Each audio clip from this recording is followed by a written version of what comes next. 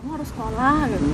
Anakmu nanti makin lama makin besar, kalau kamu nggak sekolah sekarang kapan kamu sekolah? Ibu juga makin tua, nanti takutnya ibu makin nggak kuat untuk bantuin kamu.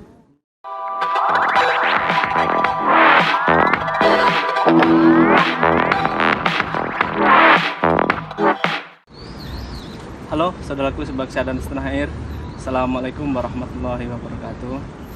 Gimana kabar kalian? Gimana tugas kalian, tesis kalian, skripsi kalian, disertasi kalian? Semoga tetap lancar dan segera lulus. Amin. Pagi ini spesial sekali karena bintang tamu kita adalah request dari istriku. Karena beliau adalah teman dulu satu angkatan masuk ke sini, kemudian satu unit juga di dom, terus makan bareng, ngapa-ngapain bareng, terus juga mempunyai nasib yang sama, harus meninggalkan keluarganya untuk ke sini.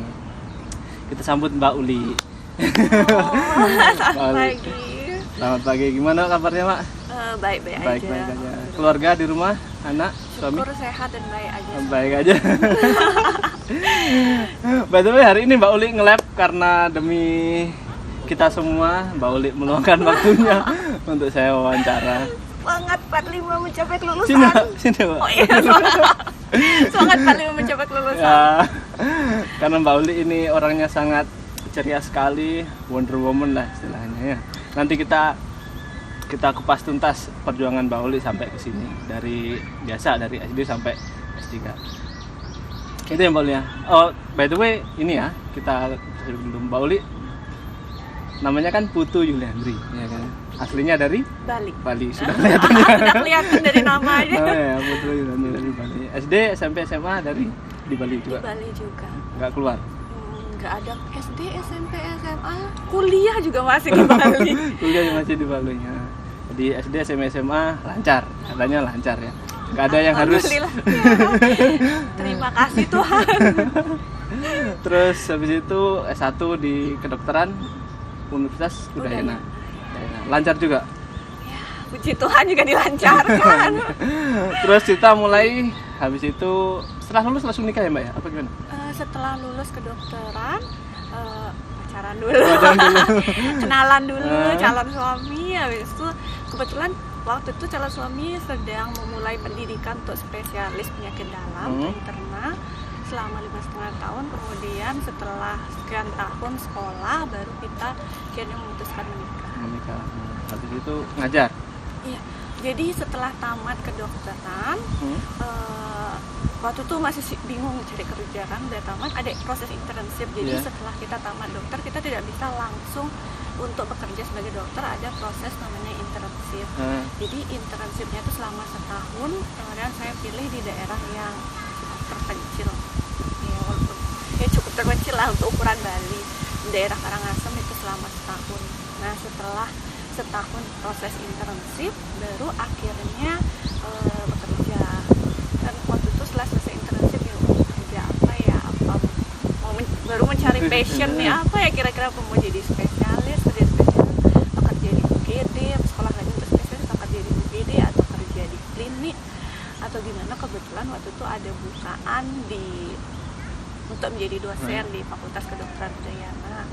Nah pada saat itu saya coba apply, akhirnya diterima.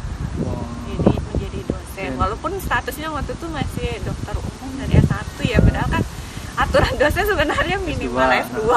Spesialis lah. Iya, minimal spesialis gitu. Jadi, tapi karena waktu itu memang ada keterbatasan jumlah dosen di departemen saya, makanya akhirnya diterima, namun sebagai untuk membantu di rumah sakit sebagai asisten dokter spesialis, kemudian juga untuk mengajar misalnya di D3, D4, tapi belum untuk S1 kedokterannya.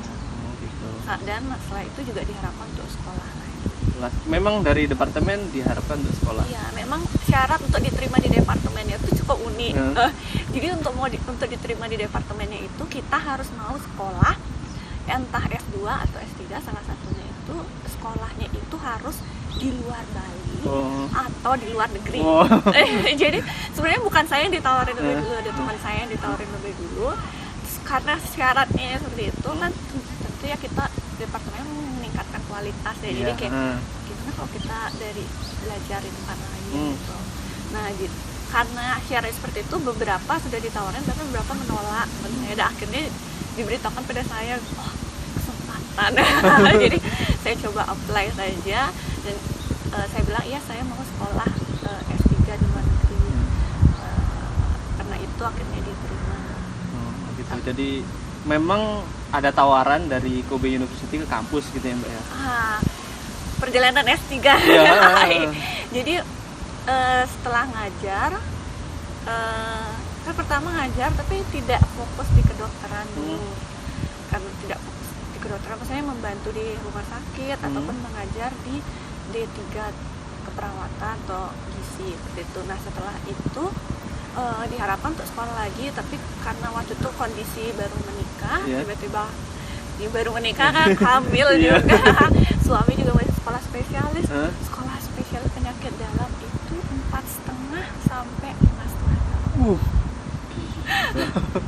Itu di Bali juga di Udayana? Iya, suami sekolah di Udayana. Nah itu jadi kan kita kayak kalau saya sekolah lagi pada saat suami masih sekolah kan, iya berat ya, terutama dari segi finansial.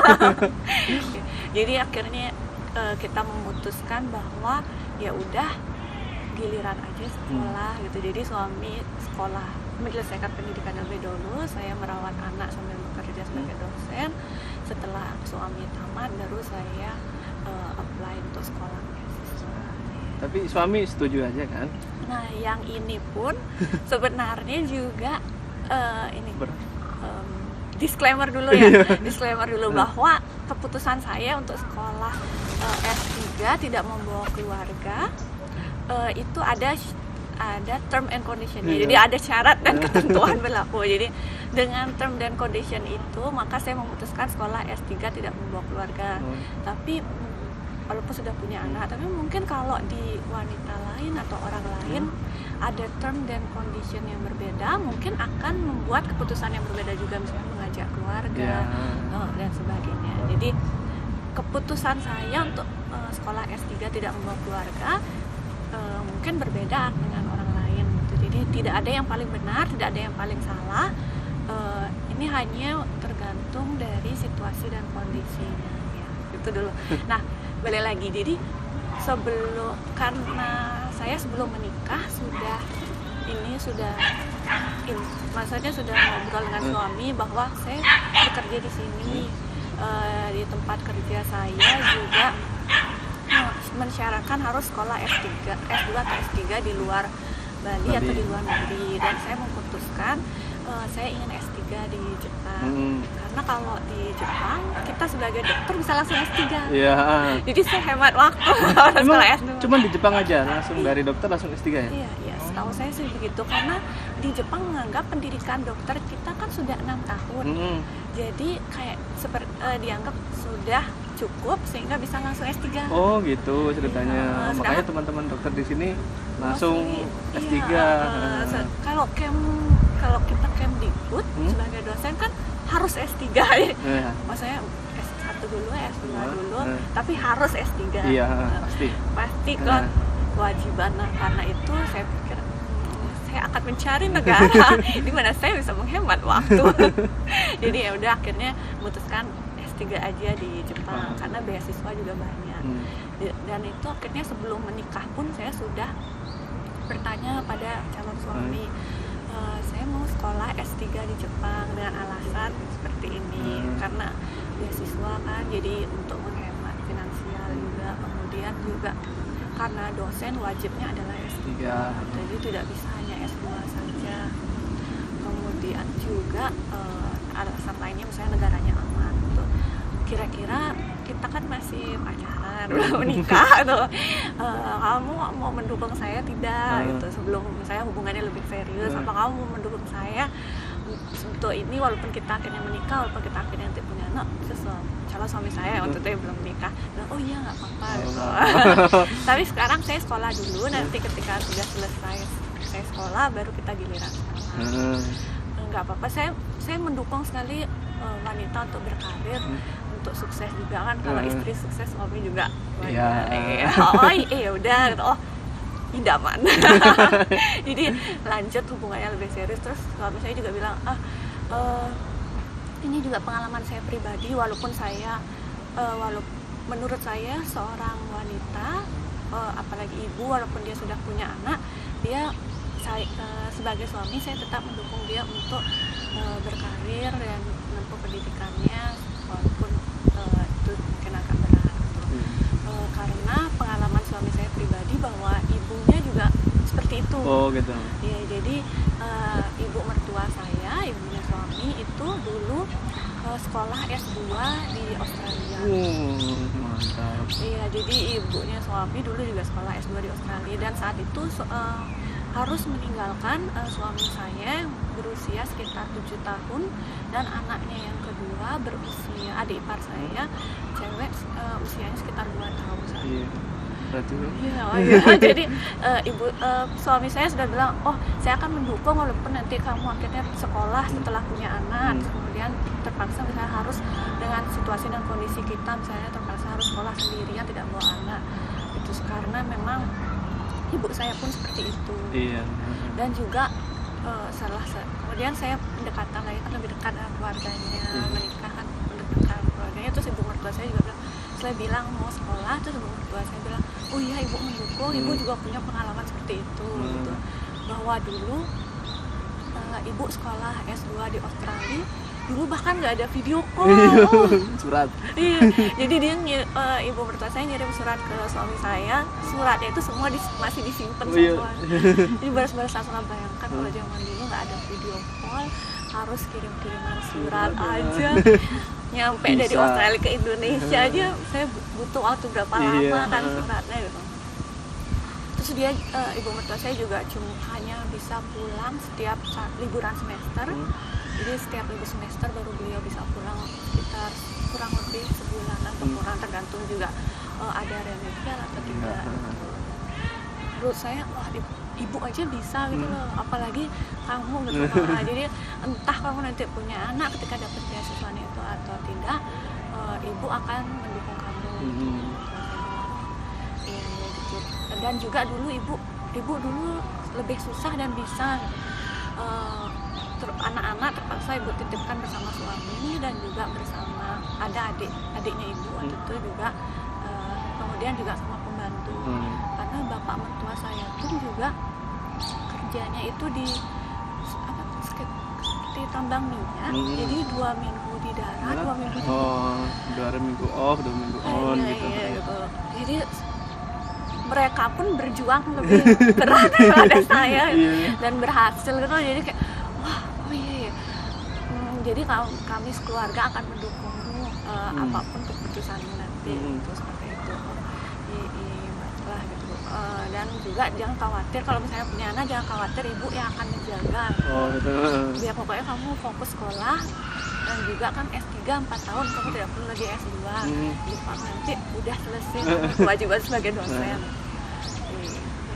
Akhirnya ya udah, karena keluarga suami juga setelah itu kan akhirnya menikah, keluarga suami akhirnya merestui. Ya udah, setelah suami kira-kira lagi setahun sebelum tamat, ternyata juga saya hamil, kemudian melahirkan, suami juga bentar lagi tamat, akhirnya mulai apply untuk cari beasiswa. Udah ada persetujuan keluarga suami, dan keluarga saya pun juga mendukung dan ya udah, keluarga suami aja mendukung, kami sebagai orang tua juga mendukung. Jadi setelah lulus S1 kemudian bekerja, ngajar sambil cari-cari beasiswa gitu. Nah, kok bisa ke Kobe? Nah, itu ceritanya gimana? Apa Max ya? U2U, G2G? Max U2U. Gimana ceritanya, Mbak? Oh, ini juga. Jadi sebenarnya awalnya Kobe University bukan sekolah incaran pertama. Gitu. Ini jujur nih gitu. Jadi sebenarnya kan memang departemennya mikrobiologi. Jadi dia memang mempelajari virus, bakteri, dan diharapkan sekolahnya itu untuk sekolah virologi, untuk mempelajari virus. Nah, awalnya melihat di Bali banyak kasus demam berdarah, saya awalnya ingin belajar virus dengue, virus demam berdarah. Jadi awalnya apply-nya ke Tropical Disease Center di Nagasaki University. Jadi awalnya sana. Kemudian kepala departemen saya, Dr. Dwi Fatmawati, beliau adalah spesialis mikro juga, tamatan dari Jepang. Nah, beliau bilang, oh iya saya juga mendukung wanita juga. Jadi sepanjang perjalanan karir saya benar-benar sosok wanita-wanita sukses yang mendukung untuk mencapai keputusan itu. Jadi beliau oh iya saya mau kesini, boleh saya akan temenin. Jadi beliau membantu untuk apply pertama ke Nagasaki University untuk apply, kemudian beliau juga menemani. Jadi saya sempat ke Jepang juga sekitar 2 minggu ke Nagasaki University untuk melihat gimana laboratoriumnya, kondisinya, apakah mereka menawarkan beasiswa seperti apa, atau kalau tidak punya beasiswa skema apa, mau mencari mudah atau tidak. Dan itu kepala departemen saya, wanita juga, itu yang menemani saya khusus. Jadi oh ya sekalian saya juga mau lihat-lihat, jadi temenin di sana karena pertama kali ke Jepang kan, ke luar negeri. Yang penting kamu semangat sekolah aja, saya akan menemani di sana apply apa, diajarkan ngobrol. Terus dia bilang, oh maaf kami tidak bisa menyediakan beasiswa Max UTU, tapi kalau kamu mau apply beasiswa lain kami akan menerima. Terus balik ke Indonesia, saya mencoba apply beasiswa Max G2G. Susah banget. Mas Duka pernah dengar ceritanya waktu Max G2G itu susah, menurut saya susah. Persaingannya se-Indonesia. Kemudian juga pun kalau udah lolos misalnya tahap tulis terus tahap wawancara, dia ada semacam slotnya untuk memilih 3 universitas yang diinginkan gitu, dan itu pun juga ya belum tentu dapat gitu kan. Saya besok mencoba apply Max G2G tapi ternyata ya kan belum waktunya, jadi tidak lulus. Belum rezekinya. Ya belum rezekinya, jadi tidak lulus. Kemudian sempat karena kan sudah kontak-kontakan, sudah punya proposal. Terus kan sedih banget. Sedih banget nggak bisa ke sana. Terus sempat putus asa, saya nggak usah sekolah di luar negeri ya, susah pakai beasiswa lain apa, karena kan juga usia gitu, pada usia juga masih mikir juga beasiswa apa gitu. Akhirnya keluarga suami bilang, kamu kan sudah usaha di sini tapi susah, kami yang penting kamu sekolah aja. Jadi kalau memang kamu nggak dapat S3 di Jepang dan beasiswa, gimana kalau kamu sekolah spesialis? Yang penting kamu sekolah, kami akan dukung kamu sekolah gitu. Kemudian keluarga suami saya coba apply di tempat lain sampai saya beasiswa. Jadi waktu itu saya double apply. Saya apply untuk sekolah spesialis di Universitas Indonesia. Sambil saya apply juga untuk S3 dengan misalnya beasiswa lain atau di tempat lain. Dan kemudian tapi belum ada tawaran. Nah kemudian saya dapat telepon dari Profesor Maria Inge, kepala Institut Tropical Disease Erlangga University. Jadi saya ditelepon, beliau dapat info dari senior saya, ada Dr. Lydia. Dia, saya punya slot beasiswa. What? Saya punya slot beasiswa, tapi waktunya cuma tinggal seminggu. Jadi sebenarnya itu slotnya diutamakan, nanti diutamakan untuk Erlangga University, UNER gitu. Tapi entah kenapa 2 orang pertama udah punya 2 kandidat, Mas. Yang 2 orang pertama, yang pertama nih udah lolos deh semua, oke gitu. Tiba-tiba orang tuanya menelpon, orang tuanya tidak membolehkan. Terus habis itu yang kedua, tiba-tiba dia diajak nikah, terus dia masuk, dan itu tinggal sisa waktunya seminggu gitu. 2 kandidat saya ini tiba-tiba tidak bisa, dan sisa waktunya seminggu. Kemudian saya diberitahu oleh senior kamu bahwa kamu orangnya rajin dan kamu semangat sekali ingin sekolah. Gimana kamu mau sekolah? Saya punya beasiswa. Kamu cuma tinggal lengkapin dokumen, tapi waktunya tinggal seminggu. Saya what? Maaf bro, kenal saya dari mana? Oh, saya diinfokan oleh senior kamu gitu. Oh iya, terima kasih banyak senior. Kemudian oh iya baik, saya akan coba gitu, apa saja dokumennya, sisa waktunya seminggu. Tapi saya izin dulu sama kepala departemen saya bahwa saya adalah staf di Udayana. Kan ya namanya harus pastilah harus ini harus sowan dulu lah. Kemudian oh iya baik, saya tunggu kabarnya. Kemudian saya nelpon kepala departemen saya, oh kamu dikasih beasiswa, tawaran beasiswa ke Kobe University oleh universitas lain, ya udah ambil aja gitu.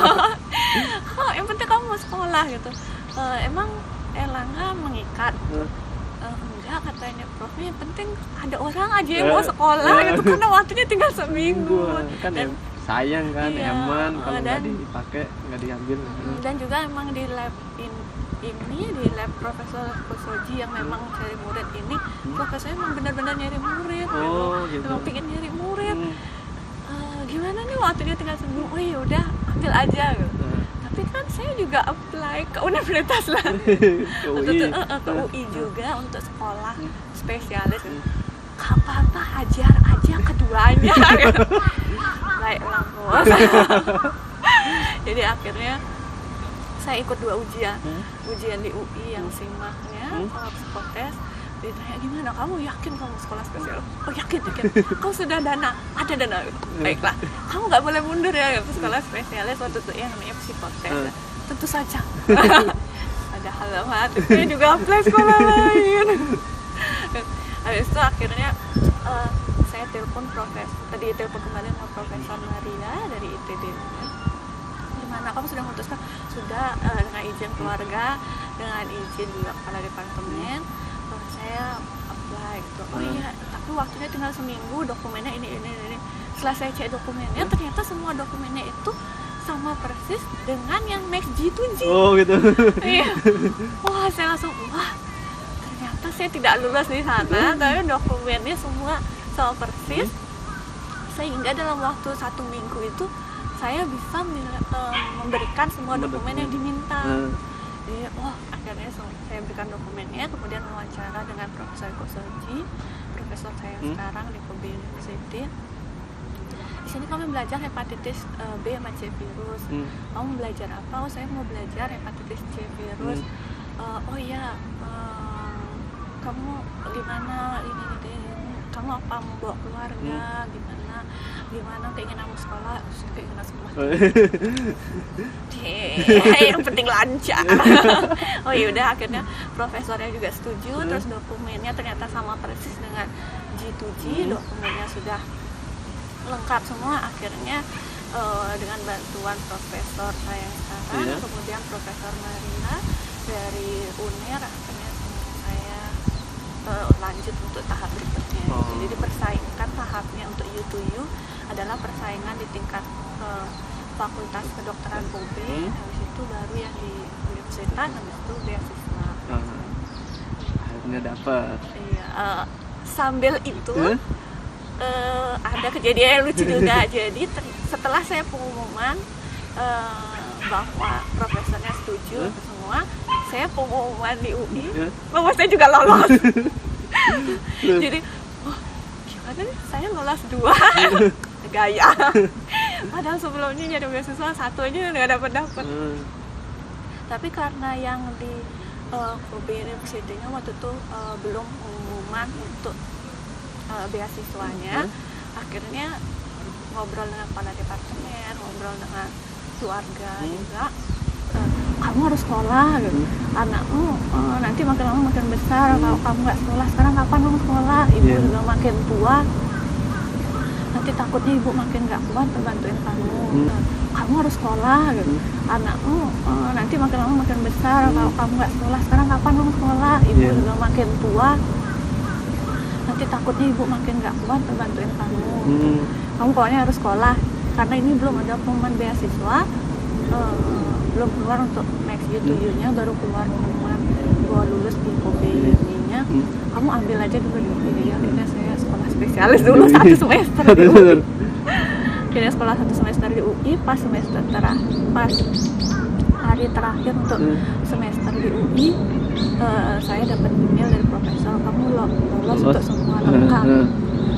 Akhirnya sudah, akhirnya saya menghadap untuk yang di UI, menghadap ke kepala departemennya di UI, bilang maaf, terima kasih sudah saya selama 1 semester tapi saya ternyata diterima S3 gitu, di Kobe University. Jadi saya mohon maaf hanya bisa 1 semester aja. Itu juga waktu ke sana ditemenin juga sama kepala departemen saya. Jadi benar-benar banyak sekali yang membantu, mensupport kepala departemen. Kan sesama kepala departemen kenal gitu. Tolonglah, ini junior saya kan sekolah. Karena untuk dosen harus sekolah S3, dia sudah dapatnya S3. Untuk sekolah spesialis, mohon maaf baru bisa 1 semester, mungkin nanti bisa dilanjutkan lagi entah di sini atau di tapi tolong legowo. Oh iya ya, nggak apa-apa. Saya sudah bawa pasukan. Bawa juru kunci. Iya, bawa juru kunci kan teman. Jadi baik membantu teman. Akhirnya yaudah, akhirnya dari UI ya pulang ke rumah dulu untuk persiapan atau persiapan keluarga terutama ya. Nah, ibu anak saya waktu itu usia 2 tahun. Oh, selisih sama Ejar ya? Setahun. Hampir sama berarti? Iya, sama mirip-mirip kisahnya. Mirip-mirip perjuangannya. Ibu mau sekolah ini namanya sekolahnya lebih jauh lagi di Jepang. Nanti sama nenek ya, kakek dulu atau bapak.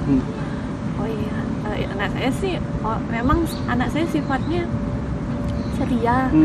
Jadi dia kayak, oh ya oke. Bye bye. Ibu kan masih kecil ya dia. Oh ya udah, ibu pergi oke. Ibu, oh ya udah akhirnya anak. Kemudian juga anak kan 2 tahun, dari 2 tahun saya persiapkan juga untuk PAUD. Jadi dia karena dia PAUD kan temennya tambah banyak, sosialisasi gitu. Jadi dia fokusnya tidak hanya di rumah, jadi dia bisa bertemu, ada guru sama teman-temannya, jadi mungkin dia juga nggak akan terlalu kesepian gitu. Lebih gampang terima perpisahan. Saya malah sebagai ibu yang lebih sedih. Anak saya santai saja. Ya gitu, dan akhirnya udah persiapan keluarga, anak juga sudah sekolah, sudah dimasukkan PAUD, jadi nemenin anak PAUD dulu semingguan, diadaptasi, habis setelah itu dia sekolah PAUD, kenalan sama gurunya, menitipkan sama gurunya, maaf saya mungkin tidak bisa menemani untuk kalau ada meeting atau acara apa, lebih ke kakek neneknya atau mungkin suami saya juga, karena saya sekolah S3 di Jepang, tolong bantuannya. Bisa tiba-tiba sama guru, tolong gitu. Ya udah akhirnya keluarga maklum. Kemudian dari departemen tempat bekerja juga, iya kan, nanti kalau ada urusan terkait di departemen, saya surat menyurat kan, dosen sering sekali ada tiba-tiba akreditasi ya. Akreditasi kan tidak mungkin tiba-tiba, tapi dokumennya saya tiba-tiba akreditasi, kumpulkan dokumennya. Gitu. Akhirnya departemen juga mendukung, jadi sebelum saya sekolah syukurnya support sistemnya sudah ada, sudah terbangun. Jadi sekolah udah nggak mikir yang lain. Iya, ada fokus sekolah, jadi kayak keluarga sudah mendukung. Kemudian anak juga udah ada PAUD sekolah juga, kita udah sounding ke gurunya bahwa situasi kita seperti ini nih. Kemudian tempat kerja juga sudah mendukung, jadi ya udah akhirnya berangkat lebih tenang. Waktu itu juga berharap kan, waktu itu kan juga tidak ada pandemi, jadi kayak wah pulang. 1 semester pulang. Iya, tahun pertama itu saya pulang 2 kali. Iya. Jadi setelah 1 semester saya izin pulang bulan Mei karena anak saya ulang tahun. Jadi saya sudah cukup lama di sini, boleh saya pulang sekitar 2 minggu saja. Kan sebenarnya di Jepang ada libur Golden Week ya, bulan Mei. Tapi itu kan awal Mei. Jadi saya bilang saya tidak akan mengambil libur Golden Week. Saya tetap kerja. Kerjaan saya di riset di lab, cuman nanti saya minta akhir Mei gitu, karena anak saya ulang tahun. Jadi oh iya, sensei sih baik. Oh iya nggak apa-apa. Jadi bulan Mei pulang merayakan ulang tahun anak juga. Kemudian bulan Desembernya juga di 2019 dapat pulang 2 kali syukurnya. Karena pandeminya kan sekitar Maret 2020. Maret 2020. 2019 dapat pulang. Itu Desember juga Sensi malah yang Nawarin. Iya nawarin. Jadi Sensi nawarin saya mau ke Indonesia untuk ikatan kerjasama, untuk kerjasama untuk penelitian juga. Saya mau ke Universitas Erlangga, ke UNER, ke Profesor Maria. Jadi profesor yang merekomend saya dulu gitu, untuk kerjasama penelitian. Dan juga saya mau melihat universitasmu, karena kan setelah saya di sini saya membangun MOU antara universitas saya, Fakultas Kedokteran Udayana dengan UB, UB. Jadi saya mau ngecek juga karena kita udah punya MOU, kira-kira kerjasama apa yang bisa kita lakukan gitu. Jadi saya mau ke Surabaya, mau ke Bali gitu. Kamu mau ikut nggak dengan saya? Ya pasti lah. Kapan lagi? Lagi akhirnya ya udah ikut juga, pulang namanya sensi seminggu tapi extend lagi extend lagi seminggu. Nah cuman ya udah akhirnya syukurnya sempat pulang 2 kali, tapi setelah itu akhirnya pandemi Sampai sekarang nggak pulang ya. Tampaknya sih kayaknya nggak akan pulang karena lagi 10 bulan, semoga dilancarkan. September 2020 kan tamat pulang ya. Semoga dilancarkan ya, sekalian aja pulang. Oh ya, terus di sini gimana Mbak cara berkomunikasi dengan keluarga, dengan suami, sama anak gitu? Kan jauh tiap hari video call apa gimana? Iya emang. Di lab juga sampai malam, Sabtu Minggu juga kadang nge-lab. Gimana Mbak? Ya, emang awalnya sih nggak mikir ada pandemi. Jadi kayak pasti sempet aja ya pulang minimal setahun sekali kan, bulan lalu ternyata ada pandemi, jadi lebih susah lagi, mau pulang juga susah kan, karantina juga. Kemudian juga anak juga awalnya rencananya mau kesini kan, walaupun misalnya tidak tinggal bersama kan minimal dia bisa berapa kali untuk liburan gitu. Tapi ternyata tidak bisa juga. Terus kemudian juga ada kendala lain, sekolah di Indonesia karena pandemi jadinya sekolahnya online. Ya. Wah itu juga sekolah online karena pakai media Zoom gitu kan. Jadi pada saat pandemi anak saya sudah selesai PAUD dan mau TK non kecil. Dan itu kan jadinya startnya sekolah online. Itu pakai Zoom, jadi kan yang menemani ya kok lebih banyak kakek nenek. Karena suami saya kan kerja, di rumah sakit ada 2, di klinik 1. Mantap. Jadinya sibuk juga itu kan, jadinya sebenarnya ditemenin kakek neneknya. Nah itu juga kendala lagi juga, kesulitan juga. Nah tips and triknya yang ya memang sedih sih karena semua ini nggak bisa bertemu ya, jadi cuma bisa lebih banyak video call. Mostly misalnya video callnya dengan aplikasi WhatsApp. Terus video callnya kalau dengan anak minimal video callnya 2 kali sehari. Pagi malam sebelum tidur. Kemudian juga kadang setelah lab juga video call juga. Tergantung anaknya misalnya dia, karena dia sekolah online kan. Jadi kalau dia sekolahnya nggak online kan dia fokus sama gurunya, sama temannya, TK lah ya gitu. Pasti lebih banyak bisa bergerak karena dia online kan, yang penting tugas-tugasnya udah selesaikan. Nanti dia ada waktu luang, dia telepon, minta ditemenin main. Kemudian juga, nah itu juga karena sekolahnya sekolah online, jadi bisa terpantau juga kurikulumnya apa setiap hari.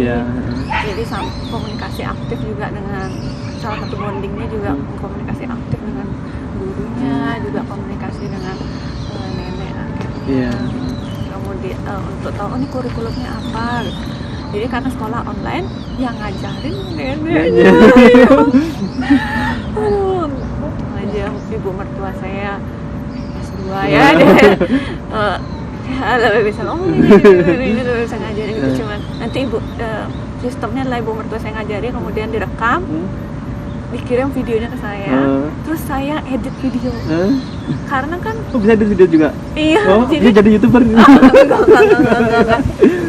setiap hari anaknya sekolah Senin sampai Jumat setiap hari ngedit video. Karena kan dia ada kurikulum sehari gitu. Namanya anak kecil ya, kan udah diajarin, kadang dia lupa. Nggak semua videonya itu bisa dikirim ke gurunya. Gitu. Terus kadang misalnya ada tugasnya apa, harus dicocokin juga dengan jadwalnya. Oh ibu, ini kayaknya belum nih tugasnya. Jadi harus komunikasi aktif juga sama neneknya. Terus habis itu setelah dibikinin videonya, dicocokin udah semua nih jadwalnya bu, dikirim lagi ke gurunya. Jadi bondingnya ya lebih banyak yang virtual ya, dengan anak, dengan mertua juga, dengan gurunya juga. Kan pindah dari PAUD ke TK, lagi menceritakan, gurunya baru lagi menceritakan kondisi bahwa ini mohon maaf, kondisinya seperti ini gitu, tapi kita akan berusaha komunikasi aktif seperti itu. Jadi komunikasinya lagi perlu dengan banyak orang. Terus juga sama suami juga ya, video call juga ya ada. Kemudian juga kalau ada satu tips nih lagi saya kalau saya sama suami, tergantung sih dengan pasangan. Kadang saya suka gimana Mbak Devi kalau dulu waktu video call gitu, mungkin kalau ada yang ininya sama, kesamaan hobi. Kalau saya sama suami sama-sama suka main game. Oh gitu. Jadi kita beli joystick yang sama, kayak couple-an, joysticknya couple gitu. Jadi itu kita bisa main game bareng yang misalnya yang multiplayer gitu. Jadi berasa sama-sama main game, pertamanya di game selain video call ya mungkin kan kayak bosan apa gitu-gitu aja kan gitu, apa bisa main game bareng seperti itu. Kemudian juga waktu awal-awal pandemi kita nggak bisa jalan-jalan, kita pernah ikut virtual tour bareng. Jadi kan travel mengalami berdampak keras juga karena pandemi. Jadi mereka mengadakan virtual tour ke mana gitu. Jadi saya, suami sama keluarga waktu itu kita pengen kemana nih, jalan-jalan saya ke New Zealand ya, akhirnya ikut virtual tour ke New Zealand, saya ke Swiss gitu, nonton itu aja, berasa dijemput di airport mana, terus gitu. Yaudah nanti kalau pandemi udah selesai kita bisa jalan-jalan, atau saya sudah selesai kita jalan-jalan sini ya, sekarang ini dulu virtual tour aja dulu gitu. Udah gitu sih tipsnya, komunikasi yang paling penting sebenarnya komunikasi ya. Dan karena pandemi ya terpaksa komunikasinya lebih ke virtual, misalnya video call. Cuma mungkin kalau bosen dicari jenis kegiatan yang bisa dilakukan dia sama-sama disukai ya, game virtual tour gitu. Atau juga mertua saya sama suami saya sama-sama suka nonton, jadi nonton Netflix apa, janjian apa, nonton film apa, terus nanti didiskusikan gitu. Biar ada aja bahan obrolan, biar ada komunikasi. Oh iya, terus di sini penelitiannya tentang apa, Mbak?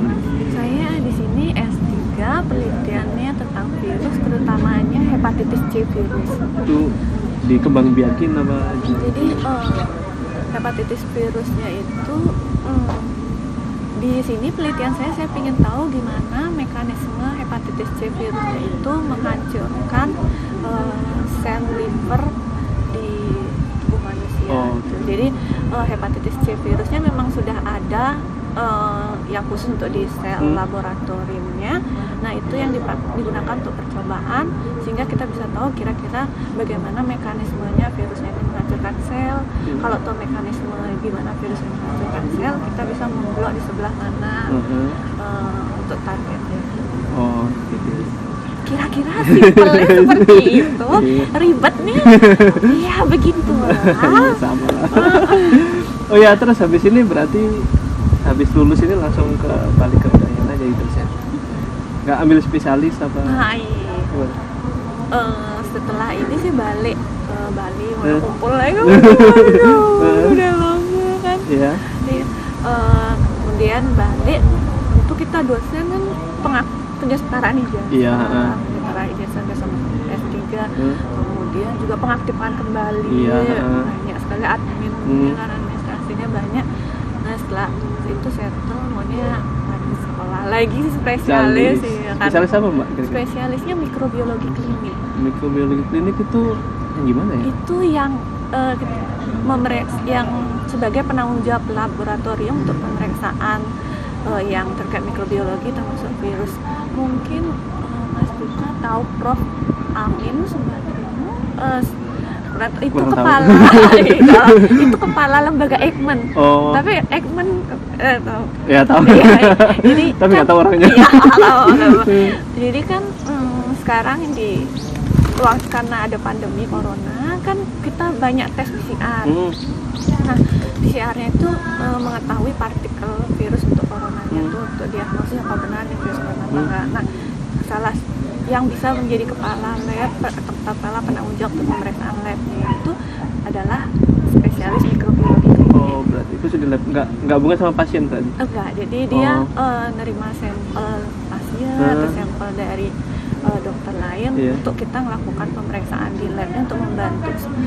Dia seperti detektif sih dia. Jadi dia kayak membantu kira-kira ini penyebabnya apa. Jadi kita yang merancang pemeriksaan labnya seperti apa sehingga kita bisa menentukan apa sih penyebab penyakitnya beneran ini virus corona atau misalnya virus lain apa. Kita yang bertanggung jawab atas pemeriksaannya itu dan merancang pemeriksaannya apa dan bertanggung jawab terhadap hasilnya. Itu di Udayana apa di? Iya, lanjut lagi. Ada spesialis itu berarti di Udayana. Ada spesialis mikrobiologi klinik di Udayana. Sebelumnya lumayan baru tapi sekarang sudah established. Jadi dari departemen mikrobiologinya yang ngajar juga beliau senior gitu. Jadi kulon banget untuk lanjut sekolah lagi di departemen lagi gitu. Saya lagi sambil tapi sekolahnya ya 3,5 tahun. Bukan juga ya. Sekolah spesialis. Berarti mending sekolah S3 daripada spesialis ya? Mending sekolah S3 itu S3 kan 4 tahun, tapi kan gratis. Spesialis kan bayar tapi 3,5 tahun. Iya. Kalau dari segi finansial sih mending ya, cuman kan sekolah S3 itu akademik kan? Iya. Sedangkan kalau spesialis itu kan profesi. Oh, beda-beda ini ya. Jadi beda karena kalau fakultas lain kan dia lebih fokus ke akademik gitu, apalagi dosen kan. Sedangkan kalau kita ke kedokteran kita punya 2 jalur, akademik dan profesi. Gitu. Jadi tidak hanya bisa punya tingkat keilmuan akademik ya, tapi kita juga harus, karena kita nanti mendidik dokter yang bisa memberi pengobatan, jadi dan bekerja di rumah sakit, jadi kita juga harus punya orientasi klinisnya juga, profesinya juga, mencari spesialis.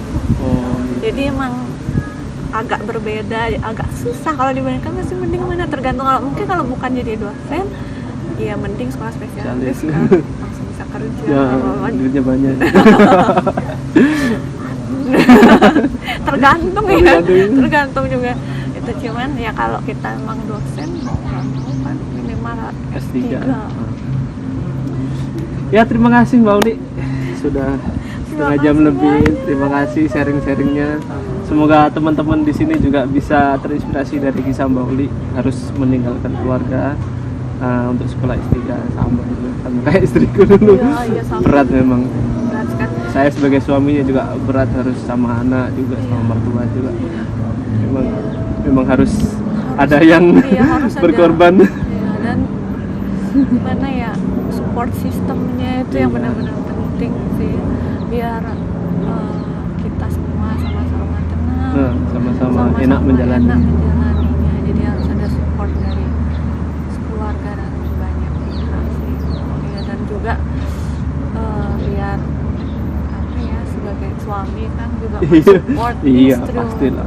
Sudah hebat banget bahwa wanita walaupun dia menjadi ibu, dia masih bisa berkarir atau bisa aktualisasi diri, untuk tidak hanya untuk dirinya sendiri, tapi dia juga untuk keluarganya dari ilmu yang dia miliki. Dan keluarga tidak hanya bisa untuk dirinya sendiri, tapi juga untuk keluarganya, kemudian untuk masyarakat, untuk negara juga. Bahwa wanita apapun pilihannya, mau single, mau menikah, mau punya anak atau tidak, bahwa apapun pilihannya, jika dia punya mimpi untuk termasuk untuk sekolah lagi untuk pendidikan lebih tinggi, dengan support dari keluarganya dan banyak pihak, dia bisa juga mendapatkan mengamalkannya. Mantap, super sekali Mbak Uli. Terima kasih. Sebenarnya terima kasih kepada semua pihak. Termasuk juga masukan dan istri. Perjuangan setiap orang beda-beda. Oke, begitulah teman-teman sekalian. Semoga obrolan ini bisa menjadi motivasi kalian untuk selalu ingin mencoba untuk sekolah lebih tinggi, untuk segera menyelesaikan sekolah kalian kalau yang sudah sekolah. Dan ingat, tetap semangat untuk ngerjain tugas kalian, skripsi kalian, tesis kalian, disertasi kalian. Semoga kita semua sukses dan kita bisa menggapai cita-cita kita semua. Amin. Ya, hari wassalamualaikum warahmatullahi wabarakatuh.